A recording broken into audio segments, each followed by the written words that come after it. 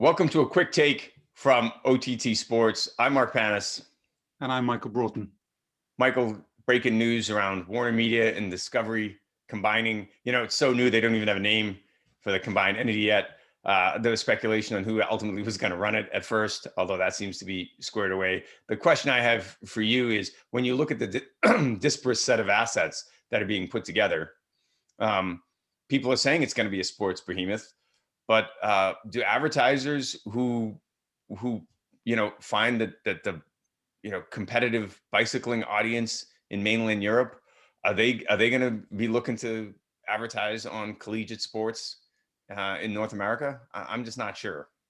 No, I think first and foremost, and I think coming out at the same time as you see stories about Amazon looking at MGM, and you look at the success of Disney's acquisition of the Fox archive, I think that the number one priority here is, if you're going to play with the big boys, you need a big archive, right? I think that's what they've demonstrated, what Netflix have proven as well. So I think that's the number one priority. Sports is probably a part of the mix, but I doubt very much that it was the number one.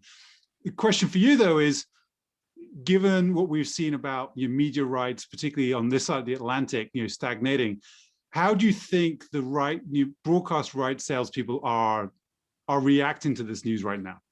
I think the champagne corks are denting roof tiles right now in some offices, because the reality is that another new big player who can really bring scale to the rights fee process is great news for the next cycle. But we have, as we've seen in North America, we're years from the next cycle right now, which is going to allow this combined entity to sort itself out. And I would just caution that if you look at what AT&T did, in the last handful of years, dumping, over $100 billion into acquisitions of DirecTV and the various Warner platforms that it has, and it's basically written those down, disassembled big parts of it. So it really remains to be seen if coming out of this merger, we're going to see the full value of a silver dollar, or if they're just stacking 4 quarters together and saying it's worth the same thing, which we know it's not.